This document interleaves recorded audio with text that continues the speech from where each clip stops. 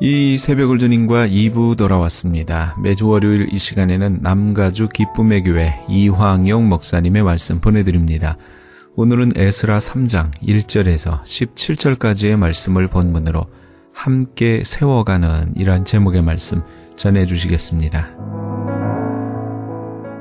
일제히 모여 예배를 회복해야 함을 깨달을 수 있습니다. 오늘 여러분이 예배의 자리에 나오신 것 하나님 앞에 영광이 될 줄로 믿습니다. 잘 오셨습니다. 제가 어제 저녁에 일일이 전화드리지 않았습니다. 내일 예배가 있으니 1부 예배 8시, 2부 예배 11시라고 제가 알려드리지 않았습니다. 그런데 다 오셨네요.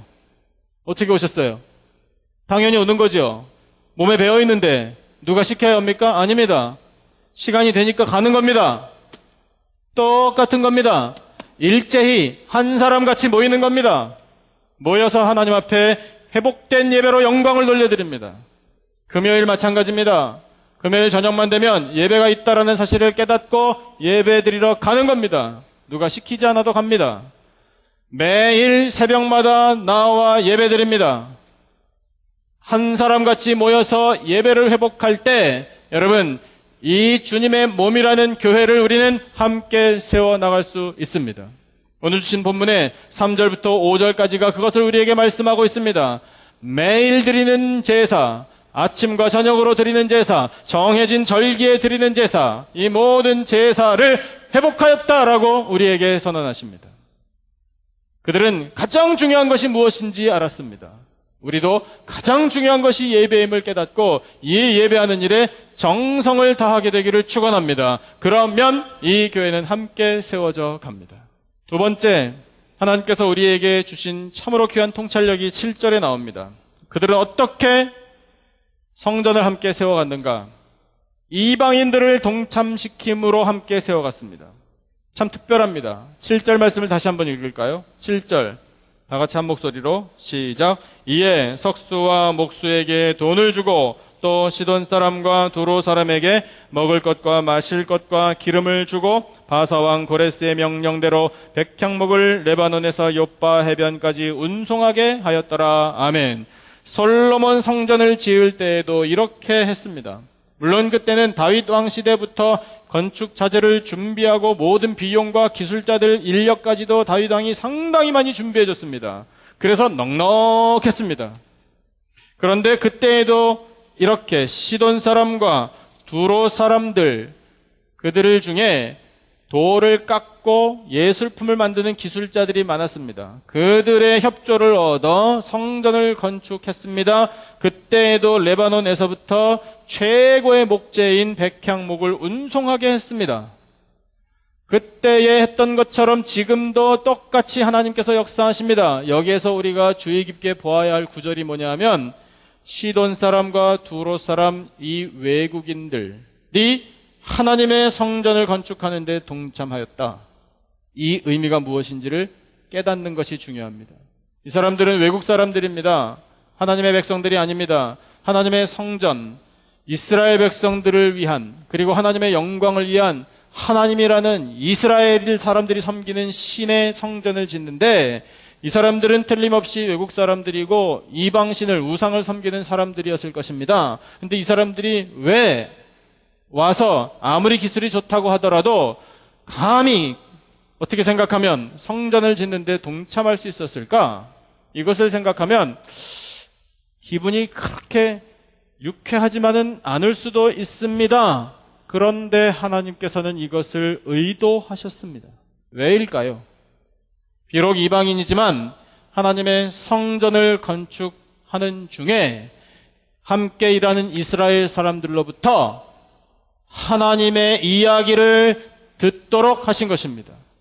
이스라엘 사람들이 섬긴 하나님, 이 성전을 지을 수 있도록 인도하신 하나님, 우리 민족 바벨론에게 나라를 빼앗기게 하신 하나님, 그러나 때가 참에 다시 고향으로 돌아올 수 있도록 자유와 해방을 허락하신 하나님, 이 성전을 솔로몬 시대에 지었던 그 성전의 영광을 회복하게 하신 하나님, 역사를 주관하신 하나님, 이 성전이 완전히 완공될 때까지 지켜주실 하나님, 그 하나님께서 이스라엘에 흐르는 역사 면면이 항상 함께 계셨음을 이스라엘 사람들은 이 이방인들에게 틀림없이 말했을 겁니다. 그런 기회를 하나님께서 부여하신 것입니다. 그들도 구원을 얻어야 하느니라. 그들도 하나님을 섬겨야 하느니라. 기회조차도 막으면 안 되느니라. 이것을 하나님께서 원하셨던 겁니다. 여러분, 그러면 그때에 하나님의 성전을 건축하는 일에 이방인들이 동참하도록 하신 하나님께서 그 구원을 만민에게 전파되게 하셨던 것처럼 오늘 우리 교회를 통해서도 하나님께서는 영적인 이방인들에게 그리스도의 복음이 전파되기를 원하신다는 것을 알 수 있습니다. 여러분, 교회는 왜 존재합니까? 우리 교회를 왜 주님의 몸으로 건강하게 세워야 합니까? 바로 복음 전파를 위한 것입니다. 복음 전파를 위하여, 그 목적을 위하여 하나님께서는 교회를 세워주십니다. 이 교회를 통해 천국 백성이 날마다 늘어갈 것을 하나님께서 원하셔서 교회를 세워주시는 겁니다. 그러면 여러분, 우리 교회가 감당해야 할 사명이 있습니다. 우리 교회의 문턱을 영적인 이방인, 불신자들이 넘나들기 쉽도록 낮추어야 합니다. 열린 교회가 되어야 합니다. 친절한 교회가 되어야 합니다. 사랑이 풍성한 교회가 되어야 합니다. 예수님을 안 믿는 사람들도 이 교회에 와서 우리와 함께 예배 드릴 수 있는 교회가 되어야 합니다. 여러분, 그것을 위하여 우리가 감당해야 할 기본적인 그리고 지상 명령이 되는 것이 무엇인가요? 우리 잘 알고 있습니다. 그것이 바로 전도입니다. 그런데 이민교회, 제가 목회를 하다 보니까 한국에서는 전도를 참 다양한 방법으로 많이 해봤습니다. 시도도 많이 해봤고 실패도 많이 해봤고 성공도 많이 해봤습니다. 여러 가지 전도의 방법들이 무슨 학교에서 가르칠 만한 과목처럼 아주 매뉴얼이 점점 늘어갑니다. 전도에 관한 그런 노하우들이 얼마나 많은지 참 많아서 다양하게 해봤습니다. 근데 이민교회에는 좀 특수성이 있고 특별히 토렌스라는 이 지역의 특수성이 있더라고요. 전도 열심히 나가시는 분들은 잘 아시겠지만 우리 전도대장께서 지금 병원에 입원해 계시지만 곧 회복되시리라 믿고, 나아가서 마켓에서 한번 전도를 해보십시오. 어떤 분이 통계를 그렇게 냈습니다. 토렌스 95%가 교회 다닌다고 이야기한다고요. 그런데 전도지를 그래서 큰맘 먹고 마켓에 서서 CD와 함께 드리잖아요. 드리면 어떤 사람이 저 교회 다니는데요 라고 이야기를 합니다. 그러면 마음속에 조금 못된 마음이 생기면 말은 안 하지만 그런 마음을 품겠죠. 진짜로요? 이렇게 다시 물어보고 싶은 마음이 사실은 있지요. 허당일 텐데 이러면서 정말로 예수님을 믿을까? 그런 의심을 품으면서 그래도 교회 다닌다고 하니까 귀찮다는 거 아닙니까? 번거롭게 하지 말라는 뜻이죠. 어찌 보면 그렇습니다. 좀 부정적인 내용으로 본다면. 그러나 반면에 기쁜 마음으로 받는 분들도 많이 계셔서 또 구원의 열매를 거둘 수 있다고 생각은 합니다. 그런데 어쨌든 많은 분들이 동의합니다. 95% 정도는 교회 다닌다고 말한다고요. 그러면 노방전도 사실 안 되는 겁니다. 노방전도는 효과 없습니다 라고 생각해도 과언이 아닙니다. 너무 지칩니다. 전도하겠다고 마음먹은 분들이. 그러면 우리가 거기에 대해서 좀 더 지혜롭게 접근해야 합니다. 이민교회는, 이민사회는 관계전도, 이것이 가장 효과적입니다. 먼저 관계를 가져야 합니다. 친구 관계든 어떤 관계든 관계를 먼저 갖고 소통이 된 다음에 그 다음에 복음을 전해야 효과가 있습니다. 그러면 전도를 하기 위하여 관계를 가져야 되는구나, 어떤 관계를 맺어야 되는구나, 그러면 나가서 상판 모르는 사람한테 나하고 인간관계 좀 맺읍시다 이렇게 해가지고 되나요? 안 되지 않습니까? 그럼 우리가 또 한 가지 생각을 해야 됩니다. 그러면 다시 후퇴하자는 게 아닙니다. 소홀히 하지 말자는 뜻입니다. 이미 우리가 형성하고 있는 관계들이 많습니다. 여러분, 우리의 가족들은 100% 다 구원의 확신을 가지고 천국 갈 사람들인가요? 우리의 친인척들은 다 천국 백성들인가요? 내 친구들은 다 예수님 믿고 구원의 확신을 누리고 살고 있습니까? 골프 친구들 혹시 있으신 분들 계시죠? 학교에서 만나는 학부모들 있지요? 비즈니스 때문에 만나는 사람들 있지요? 직장에서 만나는 동료들 있죠? 상사 있죠? 나보다 밑에 있는 후배 직원들도 있지요? 그런 파트너들 있지요? 그 사람들 다 온전한 그리스도인들인가요?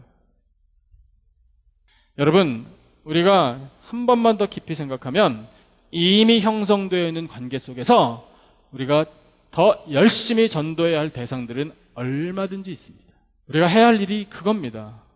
하나님께서 그렇게 관계를 다 형성해 주셨는데 우리가 조금 더 열정을 품고 그분들을 위하여 기도 수첩을 마련해서 기도 수첩에 그분들의 이름을 적고 하나님, 제가 잘 아는 사람입니다. 하나님, 저하고 가까운 사람입니다. 하나님, 복음을 듣기를 원합니다. 복음 듣고 회개하고 하나님 앞으로 돌아오기를 원합니다. 라고 기도해야 합니다.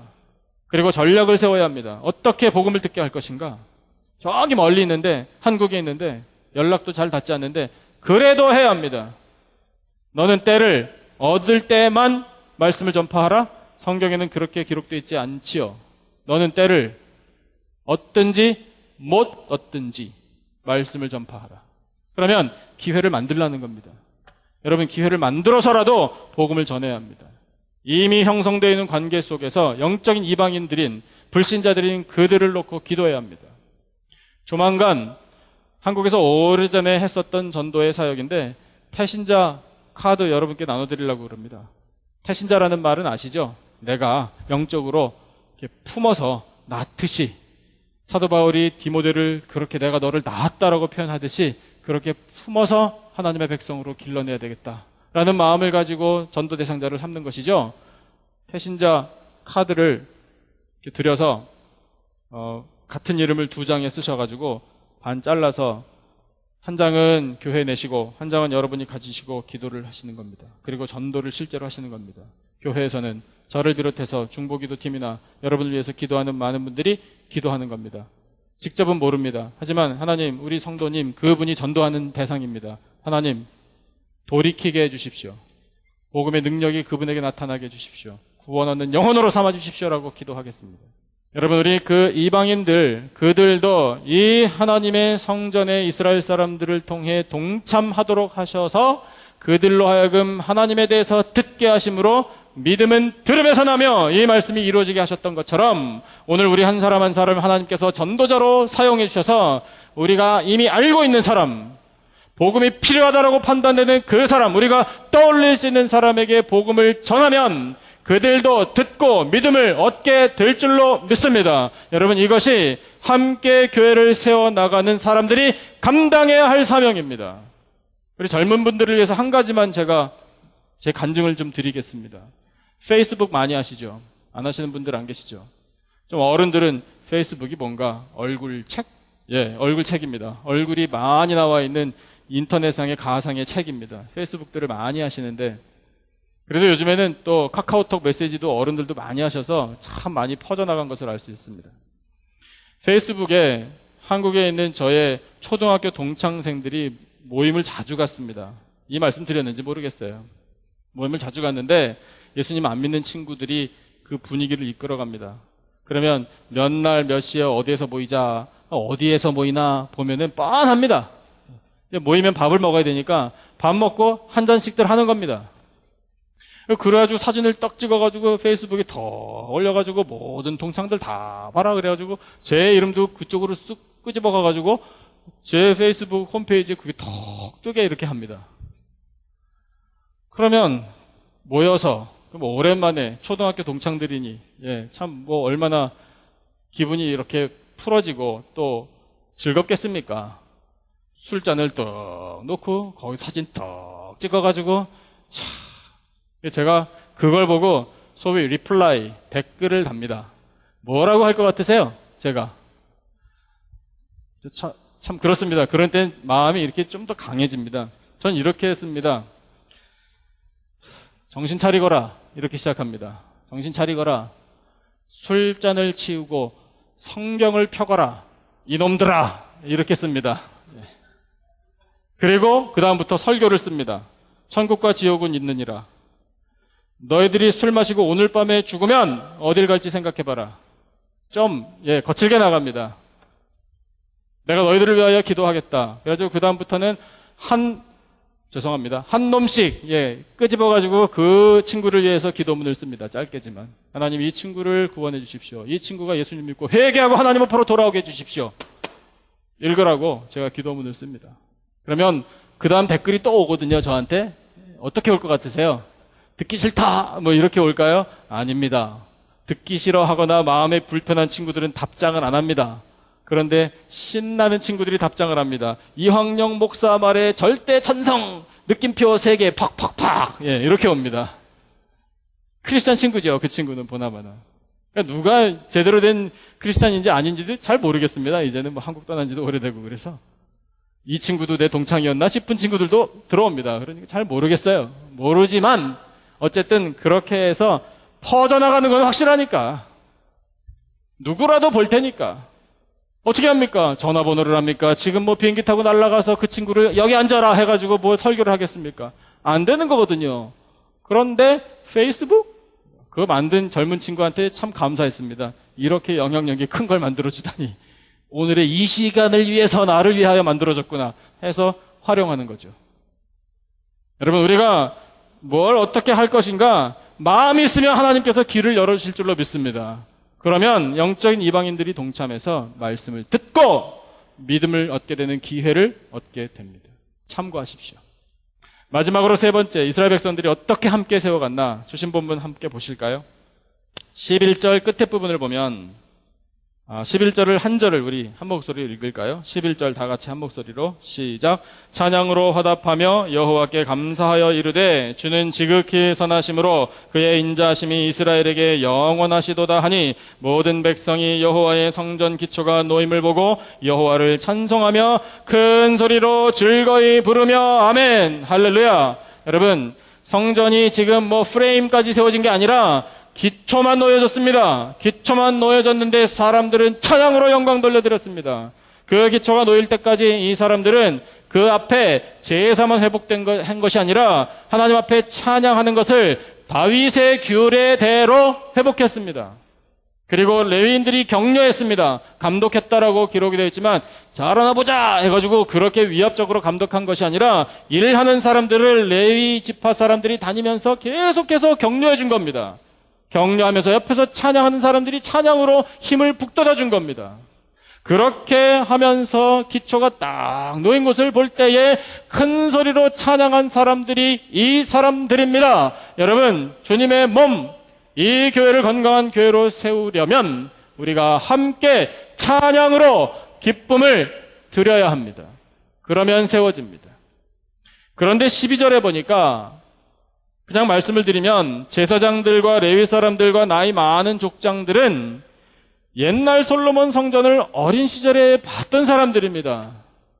그때의 그 웅장하고 화려하고 정말 말로 표현할 수 없는 그 하나님의 영광으로 가득했던 성전을 추억하는 사람들입니다. 그런데 그때하고 비교해 보니까 초라하기 짝이 없습니다. 규모도 아무것도 아니고 시시합니다. 서글퍼집니다. 그래서 이 사람들, 노인들은 그때를 기억하는 사람들이 대성통곡을 했습니다. 하나님의 성전이 이것밖에 안 됩니까? 한탄을 하는 겁니다. 하지만 그 마음 한편에는 또 그럼에도 불구하고 비록 작고 초라해 보이지만 다시 세울 수 있게 하신 하나님의 은혜를 찬양했던 겁니다. 어떻게 찬양했나? 눈물로 찬양했던 겁니다.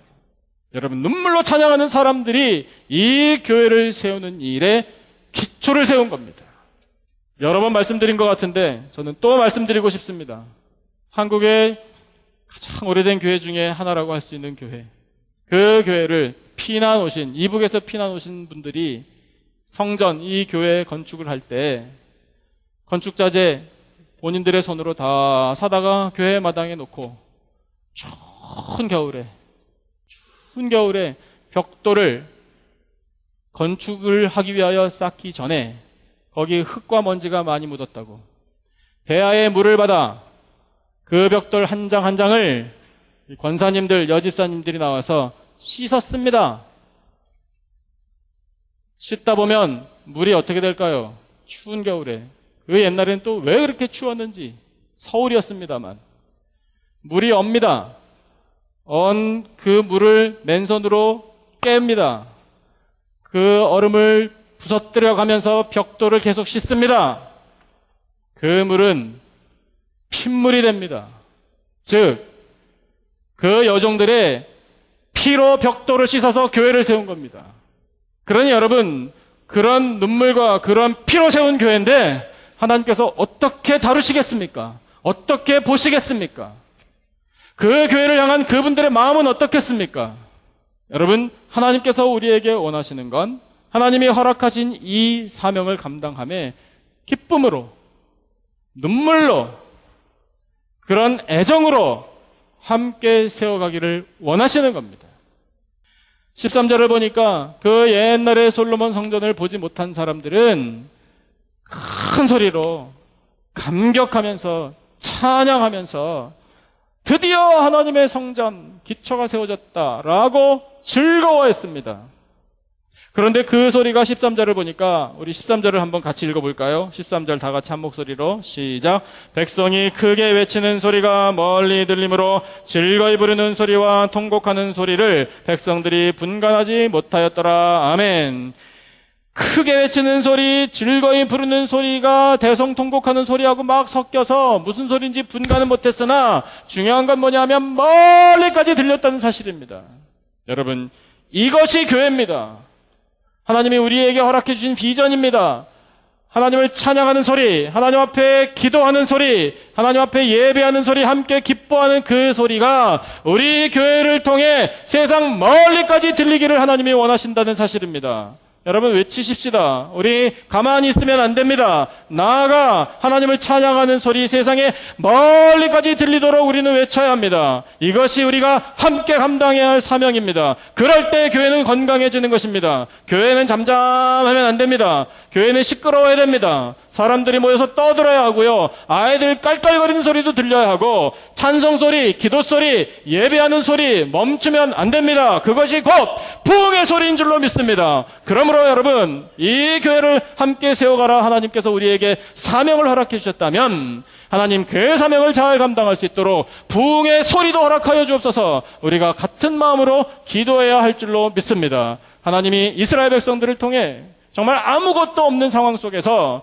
하나님이 은혜를 베풀어 주셔서 성전을 재건하게 하신 그 역사를 오늘 우리로 하여금 보게 하시는 것이 하나님의 은혜인 줄로 믿습니다. 하나님께서 우리 교회 함께 세워가라고 허락해 주신 것 감사하는 마음으로 애정을 쏟고 눈물로 기도하고 헌신하여서 건강한 주님의 몸을 이루는 저와 여러분이 되시기를 주님의 이름으로 축원합니다.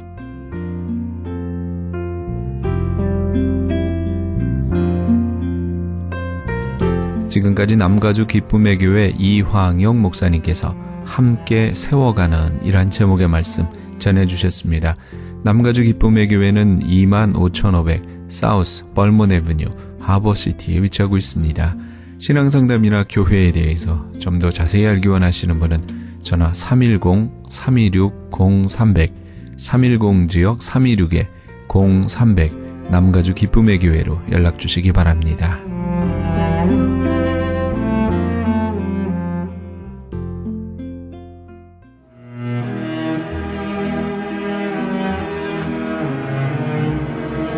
크리스천 헤럴드는 신문과 라디오는 물론 TV, 인터넷을 통해 예수님의 복음을 가장 멀리, 가장 많이 전하는 종합 미디어입니다. 이런 사역을 감당하기 위해서는 우리 애청자 여러분의 후원과 기도가 절실히 필요합니다. 예수님이 우리에게 맡겨주신 이 지상 사역에 함께 동참하시지 않으시겠습니까? 내가 너희에게 분부한 모든 것을 가르쳐 지키게 하라 말씀하신 우리 예수님의 지상 명령에 함께 동참하시기 원하시는 분은 전화 213-353-0777 213지역 353-0777번으로 전화 주시면 자세히 안내해 드리겠습니다.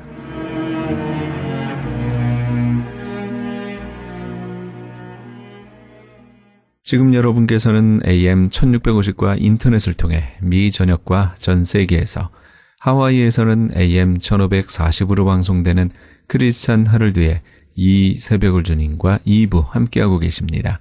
방송 시간과 설교 편성표는 크리스찬 헤럴드 신문 주간 편성표나 홈페이지 cheheraldus.com에서 확인하실 수 있습니다. 계속해서 안디옥 장로교회 주일 예배 말씀을 보내드립니다. 오늘은 사도행전 9장 26절에서 31절까지의 말씀을 본문으로 지윤성 목사님께서 좋은 교회, 좋은 성도 만들기란 제목의 말씀 전해주시겠습니다. 교인들이 나를 따르는 사람도 있고 반대파도 있고 뭐 맨날 그것 때문에 싸우고 하고 했는데, 나를 반대하던 사람이 맨날 좀 맨 뒷공문에 앉아있고 졸고나 있고 하던 사람이 언제부턴가 맨 앞자리에 앉은 거예요. 맨 앞자리. 저 사람이 왜 예배 시간에 맨 앞자리에 왔는가. 한국에서는 예배를 방해하고 이런 건 상상 못합니다. 여기서는 그 질이 낮은 사람들이 예배하는데 뭐 목사님한테 소리를 지르고 하지만, 한국에 있는 교회는 그 상상 못해요. 그 교회도 50년 넘었어요. 당시에. 지금 한 80년 넘은 교회입니다. 그러니까 그런 건 상상도 못하는데, 왜 맨 앞에 앉는가 하면 목사님이 한두 주는 몰랐는데 조금 지나다 보니까 소름이 착 끼치는 거예요. 뭔가 하면 맨 앞에 양복을 입고 탁 점잖게 떨고 앉아있다가 목사님이 설교를 하시려고 탁 단에 서시면은 안주머니에다 손을 딱 집어넣으신다고 그래요. 왜 손을 집어넣을까 봤더니 거기에 만한 조그만 휴대용 녹음기를 갖고 와서 착 트는 거예요. 지금은 뭐 목사님들 설교가 방송으로 다 나고 제 설교도 방송으로 뭐 녹음 뭐 동네 다 돌리니까. 그런데 옛날에는 그런 게 없었어요. 녹음하고 그러진 않았어요. 큰 교회들도. 근데 그걸 녹음하는 거는 목사님의 말 실수 약점을 잡아내리기 위해서 녹음을 하는 거예요. 그러니까 이 목사님이 설교를 준비하셨다가 차크닥 소리만 나면은 신경이 곤두서 그 설교를 못 하는 거예요. 여러분 한번 생각해 보세요. 내 말을 약점 잡기 위해서 누군가가 녹음을 한다. 어떻게 자연스럽게 말이 나오겠어요? 자관 그런 일들이 있어요. 그런 삐끗한 일들이 있었어요. 그런데 어떤 계기로 성령의 바람이 샥 부니까 조용해졌어요. 그 교회가 그러고 나서 부흥을 많이 했고, 제가 있을 때 교회를 건축하고 아주 좋은 교회예요. 교육자들에게 대우도 너무 잘해줬어요. 신학대학원 다닐 때에 3년 동안 전도사들은 다 학비를 다 대줬어요. 그런 교회 잘 없어요. 지금 있는지 모르는데 학비를 다 대줄 정도로 좋은 교회가 됐어요.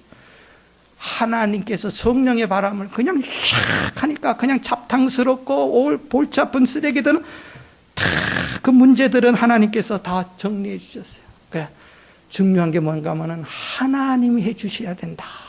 그거였어요. 그거. 제가 그 말을 하나님의 역사다. 하나님의 선물이다.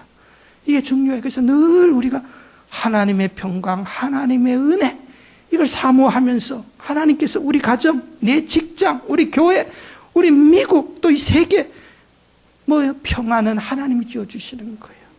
두 번째로 이 평안은 두 가지 길이라고 그랬어요. 첫째가 하나님께서, 이거는 뭐 전적인 거예요. 그런데 하나님께서 나에게 모든 것을 다 해주신다고 해서 내가 아무것도 안 하면 그게 되겠냐 그 말이에요.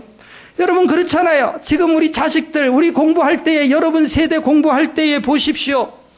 얼마나 힘들게 공부하신 분들이 많습니까? 부모님들이 학비 안 대줘가지고 내가 돈 벌고 내가 또 일해가면서 공부해서 좋은 학교 나와서 훌륭하게 되고 그런 분들이 많은데, 오늘날 우리 자식들은 보세요. 부모들이 희생하고 헌신해서 학비 내주고 밥 먹여주고 다 해주고 돈 있는 대로 없는 대로 다 모아가지고 애 교육 투자하는데도 이놈의 자식이 공부를 못한다고 생각해 보세요. 부모들은 그러죠. 내가 옛날에는 얼마나 그렇게 공부도 잘하고 어려울 때 했는데 너는 도대체 뭐냐 하면서 구중하는데, 여러분 아무리 하나님께서 우리에게 집중 투자 평안 은혜를 주셔도 이 자식이 공부 안 하면 안 되는 거예요. 다시 말하면 내가 평안을 위해서 노력 안 하면 평안이 올 수 없다는 거예요. 사람이 노력해야 돼. 사람이. 그래서 두 가지 길이라 그 말이에요. 사람이 할 도리를 하고 사람이 노력하고 그래야지 그 하나님의 평강과 은혜와 역사가 일어난다. 이거 안 하면 안 돼요. 사람이 할 도리가 뭐겠어요? 노력해야 돼요. 노력해야 돼요. 평안을 위해서. 우리가 다 가정이 행복하고 행복한 가정을 꾸미기를 원하는데, 가정이 깨어진 사람들, 또 불행하다고 생각하는 사람들, 그 원인을 조사해 보니까 한 5가지가 있었어요. 이건 제가 이걸 보다가 이 교회도 똑같구나, 가정도 똑같구나, 이걸 느꼈어요. 이걸 뭐 굳이 가정이라고 하지 않고 교회라고 해도 좋아요. 5가지 원인이 있었다, 그렇게 발표한 것을 제가 봤어요. 첫째가 뭔가 하면, 넘겨줘 보세요. 교회가, 가정이 남녀가 서로 사랑해서 죽내 사내 하면서 어떤 사람은 부모가 반대하는 결혼도 그냥 자기들이 우겨서 결혼했고, 또 뭐 그냥 서로 죽지 못해 서로 그냥 뭐 그냥 그렇게 뭐 하면서 사랑한다고 이제 결혼을 했는데도 행복하지 못한 사람이 있어요. 왜 그럴까요? 첫째가, 이런 사람들의 공통적인 특징은 서로를, 상대방을 불안하게 만든다는 거예요. 옆에 있으면 편안해야 되는데 불안한 거예요. 남편은 집에 들어오면은 벼락같이 소리를 지르고 없고, 부인은 그냥 잔소리만 해대고, 그러니 불안한 거예요, 서로. 그러니 행복하지 못하다는 거예요. 또 두 번째로, 서로 헐뜯는 사람들. 배우자를 서로 헐뜯어. 약점을 헐뜯어. 세 번째, 상대방의 약점을 들추어내고 헐뜯는 것을 지나서 이거를 옆집에 가서 흉내내고 흉보고 소문낸다. 네 번째로, 서로 만나면 불평하고. 다섯 번째로, 자꾸 내 아내, 내 남편 말고 남의 사람을 관심을 가지고 이야기를 한다, 이 말이에요. 남편들은 퇴근하고 돌아와서 회사에 오늘 미스 김이 오늘 빨간 립스틱을 발라 너무 이쁘게 하고 왔다고 부인에게, 당신 입술은 왜 그렇게 퉁퉁 부르튼 입술이냐고 그러고, 그러니 안 싸우게 생겼냔 말이야. 교회도 똑같아. 교회도 똑같아. 밤낮 주야로 남을 불안하게 하고, 어떤 사람은 옆에만 가면은 또 무슨 소리를 해댈까 불안한 사람이 있어. 똑같아. 회사도 그래. 남의 약점을 들춰내고 흉보고, 이런 걸 가지고 또 교회 바깥에까지 담장을 넘는 사람도 있어요. 어리석기 짝이 없는 사람이, 한심한 사람이. 뭡니까? 사랑하지 않은 거예요. 부부라고 할 수가 없어요. 이게 바로 공동체의 평화를 깨는 가장 큰 주범이라 그 말이야. 마귀의 역사예요. 우리가 분명히 그걸 아셔야 돼. 말하는 사람과 듣는 사람이 똑같이 이제 변질되는 거예요. 제가 지난주에 아침에 어디를 가면서 운전을 하는데 차가 많이 막혔어요. 그래갖고 우리 라디오에 있는 무슨 이제 방송을 듣는데 맨 광고만 하고 또 좀 그래요. 뉴스도 짜증이 나고. 그래갖고 제가 얼마 전에 그 전화기 스마트폰에 한국의, 우리 또 하용호 성도는 이 YTN, 여러분 그거 많이 들으세요. YTN 그거 이제 앱에 깔고 듣고 하는데, 한국에 제가 종교 방송, 기독교 방송 리스트가 쭉 그 클릭하면 종교 방송이 나온다 그래가지고 이제 운전하면서 아침에 좋은 찬송가 있으면 들어야 되겠다 싶어갖고 종교 방송을 이제 어떤 스탑이 걸려 있어갖고 이렇게 클릭하다가 아침 방송인가 해서 시온의 아침이라고 하는 프로를 한다 그래가지고 제가 그걸 딱 했어요. 그래갖고 이제 라디오를 듣는데, 이거는 찬송가가 나오는 게 아니고 무슨 기독교 대담이라고 하더라고요. 그러면서 이제 목소리를 들으니까 한 20대 또 30대 초반밖에 안 되는, 우리가 보면 소위 그런 사람들이 기독교를 대담한다 그래서 그냥 다른 데 클릭할 수도 없고 해서 그 운전하면서 들었어요. 무심코 들었는데 가만히 있다 보니까 이것들이 왜 이런 소리를 방송에서 하지? 우리 복음 방송이나 기독교 방송은 아침에 아주 찬송가 나오고 좋은 사연 나오고 하잖아요. 아침에 봤더니 순전히 한국 교회 비판하는 내용이에요. 기독교 방송이. 한국 목사님 순전히 욕해. 또 우리 한국 교단의 총회가 이제 앞둔데 초당 뭐가 상정이 됐는데 이거는 순전히 교인들을 얽어매려고 하는 짓이고, 또 하다가 중간중간에 당신 교회는 누가 만들었습니까? 하면서 또 이런 광고도 나오고 있어. 이런 방송국이 있나 해갖고 제가 클릭해서 찾아봤더니 뭔가 하면은 신천지 방송이었어요. 라디오 신천지가 기독교 방송을 하고 앉아 있더라고요, 여러분. 그러면서 제가 왜 그렇게 봤는가 했더니 부산의 12지파 야곱성전 제공입니다. 그래서 야곱성전인가? 신천지였어요. 내가 그 방송을 듣고 저도 두 가지 울분이 나는데, 한국 교회가 정말 썩었구나. 이 한국 교회 그냥 확 엎어놔야 되겠다, 이런 생각도 한편에 들고, 또 방송하는 사람도 그냥 어떻게 해서 이런 방송을 하나, 다 짜증이 나더라고요. 근데 제가 목사니까 그 정도로 했지, 평신도들이 그런 방송 들으면 한국 교회 목사님들 다 욕하고, 또 중간중간에 뭐라고 하는가 하면은 멘토를, 당신 교회는 어떻게 만들어지고 있습니까? 누가 세웠습니까? 이런 식이야. 그러면서 하는 소리가, 또 광고 멘토를, 부산의 야곱성전이면 마음이 평안합니다. 진짜 교회입니다. 여러분, 다 가짜고 엉터리입니다. 마귀 역사입니다. 다 그런 거. 우리는 참 감사하기는 그런 신천지 아직까지 영향권 안에 놓이지 않아갖고 천만 다행이네. 물론 있겠죠. 저도 압니다. 있겠죠. 여러분 절대로 그런데 접촉하면 안 되고 내가 물들어 버려요. 내 평안을 잃어버리고 하나님이 함께 하셔야 되는데 절대로 그런 곳에는 하나님이 함께 하지 않아요. 남을 비판하고 예수 그리스도께서 사랑하시고 예수의 피값으로 사신 교회를 헐고 비판한다? 하나님이 그곳에 함께 하실 것이냐? No. 절대 함께 하잖아요. 왜 이렇게 오늘 서론이 깁니까? 오늘 본문은 사도 바울이 이제는 바울 되기 전에 사울, 지난 시간에 예수 그리스도를 다메섹 도상에서 만나지 않았습니까? 예수 믿는 사람 다 잡아 죽이려고 다메섹으로 가다가 빛난 광채를 보고 꼬꾸라져서 이제는 그가 예수님을 만났어요. 다메섹에 들어가서 아나니아의 기도를 받고 눈꺼풀에 씌었던 이슬과 비늘 같은 것이 벗겨져서 눈도 보게 되고 예수님을 만나고 아나니아를 통해서 사명도 받았어요. 너는 너는 이방의 복음을 전할 사도가 될 것이다. 바울이 그때부터 은혜를 받았습니다. 그래갖고 다메섹에서 이제는 예수 믿는 사람 잡아 죽이려고 갔던 그 길에서 그곳에서 즉시로 복음 증거자가 됐어요. 그래갖고 예수님, 내가 만난 예수님 부활하셨습니다 하고 전하니까 그 땅에 있던 유대인들이 깜짝 놀란 거예요. 아니 저자가 언제부터 예수를 믿었다고 예수를 핍박하더니 하면서 두려워하기도 하고 나중에는 다메섹에 있던 유대인들이 바울과 한편했던 자들이 바울을 잡아 죽이려고 합니다. 죽이려고 해가지고 바울이 살해 위협을 받아가지고 할 수 없이 우리 오늘 본문에 보면 26절에 사울이 예루살렘으로 왔다 그랬어요. 할 수 없이 다메섹에서 복음을 전하다가 바울이 이제 예루살렘에 옵니다. 왜 예루살렘으로 왔는가 하면은 내가 과거에 지은 죄가 있어요. 예루살렘 성도들을 핍박했고 사도들 주의 종을 괴롭히고 그렇게 한 것이 사울이 한 짓이거든요.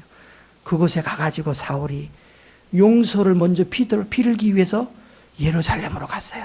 성도들에게 찾아가서 내가 잘못했습니다. 내가 교회를 핍박했습니다. 나 때문에 고통당하고 감옥 간 사람들 용서해 주세요. 또 성전에 교회에 찾아가가지고 베드로를 찾아갔습니다. 요한을 찾아갔습니다. 내가 사울입니다. 교회를 핍박하던 사울입니다. 나를 용서해 주세요 하고 찾아갔는데 예루살렘 교회 성도들이 사울을 격려하고 안아주고 용서해 줘야 되는데 그를 왕따시켰어요. 우리 성경에 보면은 26절에 뭐라 그럽니까?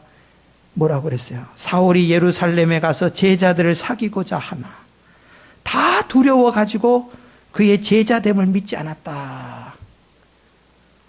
야, 너 옛날에 예수 핍박하던 자 아니냐? 너 우리 친구 아니야? 가라고 하면서 왕따를 시키는 거예요. 여러분 교회 안에서 누군가가 나를 왕따시키고 자기들끼리만 모여서 쑥덕거리고 맨날 밥 사먹고 나는 싹 빠뜨리면은 화납니까 안 납니까? 바울이 지금 그랬어요. 옛날 같으면 바울이 예수 만나기 전 같으면은 그 상 다 엎어버렸습니다. 아주 성격이 고약한 사람이 이 사람은. 예수 만나고 나서 왕따 시키는데 가만 그 왕따를 당하고 있어요. 사울이. 예수 만난 자의 변화가 바로 그거였다 그 말이에요. 교회 안에 와가지고 소란 피우지 않았어요. 절대로. 지금 예루살렘 교회, 유대 교회, 갈릴리 교회, 사마리아 교회가 다 평안해졌다 그랬어요. 왜 그렇습니까? 이 사울과 같은 사람, 인격이 고상한 사람을 인품이 있다 그러지만 보통 사람은 그냥 성격이 좀 그렇다지만 사울 같은 자는 성깔이 있다 그럽니다. 성깔. 교회 안에 성깔 있는 사람이 있거든요. 성깔 있는 이 사울이 성깔을 죽이고 인품 있는 사람으로 바뀌어버렸어요. 그러니까 평안해지는 거예요. 싸움이 붙을 수 있습니까? 옛날 같으면 내가 한번 그렇지만 사울은 예수 그리스도 자기가 만난 예수님 바라보니까 모든 것이 다 용서가 되는 거예요. 이해가 되는 거예요. 내가 잘못한 게 있기 때문에 저 사람이 저렇게 하는 것이지 하면서 다 그냥 참고 인내하니까 바울이 이제는 그냥 교회가 큰 문제가 없이 화를 내지 않았다. 그의 인격이 바뀌는 것을 보게 돼요. 그러니까 평안해지는 거야. 그러니까 사람을 통해서 교회가 평안해지는 거예요. 성깔 부리면 안 돼요. 교회 안에서 성질 부리면은, 주일날 성질 부리면, 아하, 아침에 저 아침밥 못 먹고 부부싸움 하고 왔구나. 그래 보면 딱 돼. 그게 원리예요. 그게 원리. 두 번째로 사람이 한다 그랬어요. 내가 참아야 돼요. 교회 안에서. 여러분, 참는다고 하는 것이 곧 내 자존심을 죽이는 거예요. 십자가 앞에서. 그게 우리 그리스도인의 삶이잖아요. 그렇지 않아요? 그리고 또 한 가지, 교회가 평안하도록 하기 위해서 한 사람이 등장해요. 그분이 누군가 하면 그 유명한 바나바라고 하는 사람이에요. 바나바. 27절에 보면 바울을 자꾸 왕따시키고 사람들이 만나려고 하지도 않고 바울은 답답한 거예요. 내가 정말 예수 만나 회개하고 새 사람 되어 이제 전도자가 되고 싶은데 예루살렘 교회의 이 사도들 베드로, 요한, 야고보 이런 사람들이 인정을 해줘야지 이제 전도자가 되는데 이런 사람들이 목사님이 자꾸 안 만나주고 외면하는 거예요. 참 답답한 노릇이. 어떻게 합니까? 그때에 바나바가 등장합니다. 뭐라 그래요? 27절에 우리 한번 같이 읽어볼까요? 바나바가 뭐합니까? 시작. 바나바가 데리고 사도들에게 가서 그가 길에서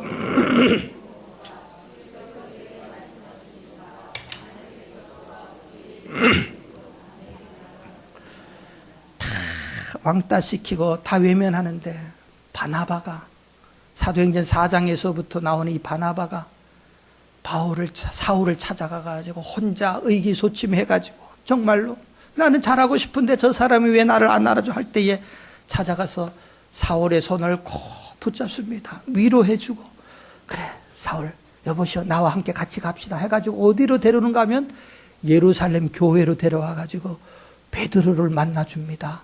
성도들을 만나줍니다. 그러면서 성도들 앞에서 사울을 옆에 세우고, 여러분 이 사울이 어떤 자였습니까? 옛날에 교회를 핍박하던 자였지만 예수님을 다메섹 도상에서 만나고 새 사람 됐어요. 여러분 이 사람이 하는 말이 사실입니다. 내가 보증합니다. 여러분 이 사울은 옛날 사울이 아니에요. 예수 만났어요. 변화받았어요. 여러분 우리 마음의 문을 열고 이 사람 맞아줘야 됩니다. 이 사람 환영해야 됩니다. 그래가지고 설득시켜서 전도자로 만들었어요. 여러분 전도자로 만들었어요. 이게 뭡니까? 곧 바나바가 가지고 있었던 마음이에요. 교회 안에, 교회를 떠나서 사람 마음 안에는 항상 두 가지 마음이 있어요. 이렇게 사울처럼 문제가 있고 약점이 있는 사람들이 있어요. 이 사람을 가지고 계속해서 그 약점을 들추어내고 책망을 하는 것은 그건 어떻게 보면은 마귀의 마음이라고 할 수 있어요. 하나님의 마음은 어떤 마음일까요? 하나님은 누가복음 15장에 아버지 재산 들고 집 나가서 다 잃고 돌아온 이 탕자를 기다리는 아버지는 얼싸안고 아들로 다시 만나줍니다. 위로해 줍니다. 아들아 나를 떠나서 얼마나 고생했느냐, 얼마나 굶주렸느냐, 이 꼴이 뭐냐 하더라. 그러면서 눈물 흘리고 안아주고 옷을 벗겨서 새 옷으로, 잘못과 허물을 덮어주고 새 옷으로 다시 아들의 신분으로 회복시켜주는 게 아버지라는 게 우리 하나님의 마음이에요. 여러분 하나님의 마음을 가지고 있습니까? 아니면 우리를 항상 약점을 들춰내서 우리를 괴롭히고 시험 주려고 하는 마귀의 마음을 가지고 있어요. 둘 중에 어디입니까? 바나바는 교회의 평안, 그러니까 교회가 평안해졌다. 교회가 평안해지기 시작을 했어요. 격려하고 장점을 가지고 있고 문제가 있는 걸 가지고 기도의 대상으로 삼고 기도해주고, 이게 바로 하나님의 사람이에요. 하나님의 사람. 교회가 바나바와 같은 사람 때문에 부흥하고 평안해졌다. 이거는 뭐 초대교회 말할 수 없는 사실이에요. 오늘 이 시간 저와 여러분들에게 한 가지 한번 우리 교회에서도, 물론 우리 교회 성도들이 평안하고 웃고 칭찬하고 그런 성도들이 대부분이시에요. 그러나 우리가 앞으로도 계속해서 우리 가정에서도 직장에서도 우리는 항상 그리스도의 마음을 가지고 그렇게 해가야 돼요. 4스텝 운동, 뭐 한국에서도 여러 교회에서도 행하고 또 우리 교회도 한번 이런 운동을 4스텝, 스텝이라고 하는 게 영어 STEP, 하나의 단어의 그 첫 자를 이니셜을 딴 자인데요. 네 가지 STEP, S 뭡니까? 항상 스마일. 옆에 10분 웃으면 스마일 하세요. 스마일. 왜 또 땅을 쳐다보세요? 스마일 하라니까. 스마일. 웃으세요. 항상 일부 예배도 마치고 제가 인사할 때 다 스마일. 근데 어떤 분은 또 스마일이 아니고 뭐 문제 때문인지 입꼬리가 또 축 처져가지고 가신 분도 계시더라고. 스마일. 그 다음에 T는 뭘까요? T. 우리 교회 안에서 T 해야 될 게 뭘까요? 땡큐. 감사. 감사. 항상 웃고 항상 감사하고. E는 뭘까요? 서로 encourage. 격려해주고 위로해주고 하는. 그 다음에 P는 praise. 하나님께 찬송하고. 여러분 이러면 얼마나 인생이 행복해질까요? 항상 웃고 감사하고 남을 용납해주고. 이게 평안이 오는 길이에요. 평안이 오는 길. 가정에도 마찬가지. 부부지간에 서로 스마일. 그러면 아내가 스마일 하면은 같이 웃어줘야지. 뭐 잘못 먹었나 아침에. 또 그러면 산동 다 깨지는 거예요. 스마일, 스마일. 얼마나 좋아요. 감사합니다. 여보 괜찮아요? 우리 하나님께 영광을 돌립시다. 그러면 자 여러분 스텝이에요. 스텝. 자 예루살렘 교회, 유대 교회, 사마리아 교회. 이 교회가 좋은 교회였단 말이에요. 이 교회. 결국 이렇게 되니까 교회가 어떻게 됩니까? 31절에 성령의 위로로 진행하여 수가 더 많아지다. 성령의 위로라고 하는 말은 성령이 감동해 줬단 말이에요. 그냥 성령이 임하는 게 아니에요. 우리 교회 올해 목표도 성령 충만, 그냥 성령 오시지 않나 그 말이에요. 성령의 전이 되어야 돼요. 내가 성령이 계실 만한 공간을 만드셔야 돼요. 웃음이 있고 감사가 있고 기쁨이 있고 그런 교회, 그런 가정, 그런 사업장. 성령이 내려오신다 그 말이에요. 성령의 위로라고 하는 말은 성령의 압도로, 성령의 바람으로 어렵고 힘들어도 웃고 감사하고. 내가 그러면 잘못된 어려운 문제들 성령의 바람이 한 번만 샥 불면 그 잡동 쓰레기 같은 잘못된 것들 샥 다 달아납니다. 여러분 가정의 문제 성령 바람 한 번 불면 싹 해결되는 거예요. 여러분 성령이 오셔야 돼요. 우리 가운데 성령이 오셔야 돼요. 그래서 초대교회 성령이 오셔서 진행하여 수가 더 많아집니다. 부흥했더라. 계속해서 성령이 전진시키니까 부흥했더라. 오늘 우리에게 주시는 말씀, 교회의 평안, 가정의 평안, 우리가 위에서 기도하시고 하나님이 선물 주시도록 하시고 꼭 우리의 위치에서 이 평안을 위해 노력하심으로 정말 하나님의 평강을 누리며 사시는 저와 여러분들 되시기를 간절히 축원을 드립니다.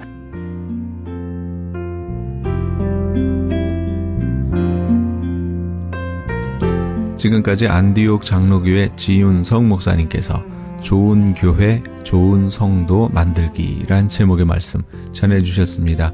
안디옥 장로교회는 2720 몬트로즈 에비뉴 몬트로즈에 위치하고 있습니다. 신앙상담이나 교회에 대해서 좀 더 자세히 알기 원하시는 분은 전화 818-249-2871 818지역 249-2871 안디옥 장로교회로 연락주시기 바랍니다.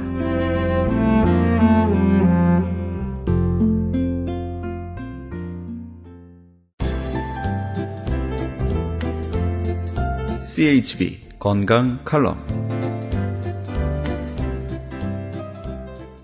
안녕하세요. 건강 칼럼 58번째 시간입니다. 요즘 디톡스 건강요법이라고 현대인의 생활에 있어서 스트레스와 유해 물질을 몸 밖으로 배출 또는 제거하는 건강관리법이 있는데 화학물질, 오염된 물, 살충제, 식품 첨가제, 중금속, 약물 등의 화학물질과 그릇된 식사 문화로 인하여 몸에 생기는 독소를 약물이나 수술을 통하지 않고 자연요법으로 제거하는 방법을 말합니다. 디톡스를 하게 되면 인체는 다시 깨끗한 몸으로 태어나서 균형을 갖추고 육체적, 정신적, 성적 에너지를 채우게 됨으로써 외모가 달라지는 것은 물론이고 위장, 소장, 대장에 축적된 노폐물이 청소되고 간과 신장이 좋아지고 정신이 맑아질 뿐 아니라 두통, 요통, 관절통 등 각종 통증과 알레르기, 협심증, 변비, 충혈된 눈과 눈 가장자리에 검은 테두리, 소화불량, 만성피로, 여드름, 전립선 질환, 생리불순과 통증, 정맥류, 당뇨, 심장병, 신장결석 등의 많은 질병의 치료가 가능한데 한의학에서의 수많은 처방이 설사를 하게 하거나 땀을 흘리게 하거나 오줌을 누게 하는 독소 배출을 목적으로 하고 있고 가장 오래된 의료 체계인 아유르베다 의학에서도 관장은 물론이고 설사를 일으키는 약초,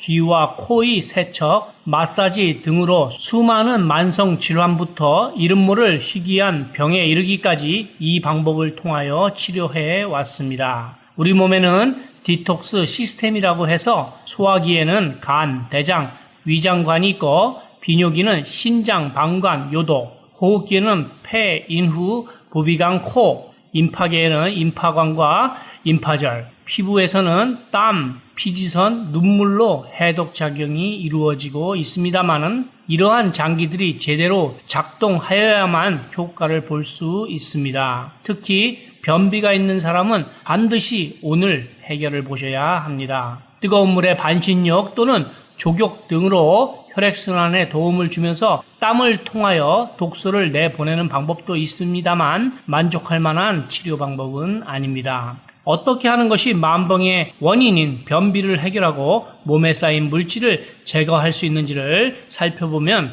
우선 무엇보다도 먹는 음식에 주의를 기울여야 합니다. 튀긴 음식, 우유, 고기, 가공 음식, 통조림, 라면, 냉동식품, 케찹, 햄, 소세지, 베이컨은 먹지 마시고 섬유질이 풍부한 과일과 야채, 현미, 잡곡밥, 해물, 생선을 자주 드시면서 몸속의 장기들이 좋아하는 영양소를 드시는 것이 가장 중요합니다. 좋은 흙에서 나온 식물 엑기스를 먹을 수만 있다면 우리 몸의 장기들은 좋아서 춤을 출 것입니다. 장기들이 춤을 추니까 변비는 바로 해결되고 이로써 몸속에 쌓였던 독소들도 밖으로 내어보내지게 됩니다. 저는 여기서 무슨 병에든지 큰 효과를 줄 수 있는 신비한 기적의 영양제 M3, 유태인 특수 영양제 M3를 권해드립니다. 많은 분들이 효과를 보셨다고 하니까 추천해드립니다. 무료 건강 상담과 기적의 영양제 M3에 관한 문의는 213-435-9600번 213-435-9600입니다. 감사합니다.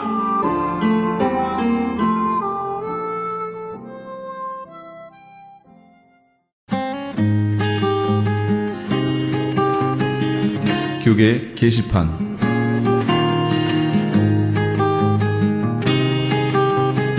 미주 지역 목회자 초청 계시록 세미나가 정대철 목사가 담임으로 심호하는 프레이즈 교회에서 박만영 목사를 강사로 열립니다. 전 세계는 무서울 정도로 주의 재림의 때가 다 되었음을 알려주는 종말의 징조들을 쏟아내고 있습니다. 이제는 정말 깨어 일어나 등불을 예비할 때입니다. 성도들을 진심으로 예수님의 마음으로 사랑한다면 성도들을 주님께 드리기 원하는 중매쟁이 목회를 바울 사도처럼 감당해야 합니다. 광고를 보신 목회자님들께 간곡히 부탁드립니다. 예수님의 다시 오심을 바라보며 등불을 예비하는 종들이 되시기 바랍니다. 본 세미나는 대한예수교 장로회 미주 백성노회가 주최하며 마라나타 사역연구소의 주관으로 열립니다. 장소는 한인타운 인근 피코와 캔모어가 만나는 곳 2668 웨스트 피코 블루보드에 있는 프레이즈 교회며 일시는 10월 14일 월요일부터 16일 수요일까지 오전 10시에서 오후 5시까지입니다. 참가 자격은 목사, 전도사, 선교사, 신학생 등이며 참가비는 20불입니다. 깨어 선지자적 사명으로 주의 다시 오심을 증거하고 주의 길을 예비케 하실 주의 종들을 찾는 본 세미나에 함께 오셔서 동참하시기 바랍니다. 미주 기독교 2단 상담 본부에서는 2013년도 미주 2단 상담원 훈련 세미나를 개최합니다. 한국의 이단 상담소 협회 대표회장 진용식 목사를 초청하여 열리게 되는 이번 이단 상담원 훈련 세미나는 미주로 몰려오고 있는 신천지에 관한 상담 훈련이 구체적으로 있을 예정입니다. 일시는 9월 24일 화요일부터 26일 목요일까지 매일 오전 9시에서 오후 6시까지 진행됩니다. 장소는 동양선교교회며 대상은 목회자와 신학생, 평신도 등 누구나 이단 상담자가 되기를 원하시는 분이며 반드시 사전 등록을 해 주셔야 합니다. 회비는 100불이며 등록 및 문의에 대한 좀 더 자세한 사항은 323-823-0691, 323지역 823-0691으로 하시기 바랍니다. 최홍준 목사가 원장으로 있는 국제목양원에서는 건강한 교회 만들기 위한 컨퍼런스를 엽니다. 개 교회의 목사, 장로와 함께하는 세미나입니다. 일시는 10월 8일 화요일부터 9일 수요일까지며 장소는 나성 영락교회입니다. 자세한 문의는 949-751-8507, 949지역 751-8507번으로 하시기 바랍니다. 이영선 목사가 단장으로 있는 남가주 미랄 선교단에서 제16회 장학기금 모금 후원의 밤 행사를 개최합니다. 남가주 미랄 선교단은 지난 2001년부터 지금까지 총 149만 6,600달러의 장학금을 지급해왔으며 올해에는 94명의 장애우 학생들에게 15만 8천 달러를 수여하기도 했습니다. 특별히 이번 찬양의 밤 행사에는 CCM 가수 소향과 아메리칸 아이돌 한희준 군이 각각 초청될 예정입니다. 일시는 10월 25일 금요일에는 ANC 온누리교회에서, 10월 26일 토요일에는 남가주 사랑의 교회에서, 10월 27일 주일에는 베델 한인교회에서 있을 예정입니다. 좀 더 자세한 문의는 714-522-4599, 714지역 522국에 4599번으로 하시기 바랍니다. 교계 게시판에 대한 좀 더 자세한 사항은 크리스찬 헤럴드 신문 교계 소식란을 참조하시기 바랍니다.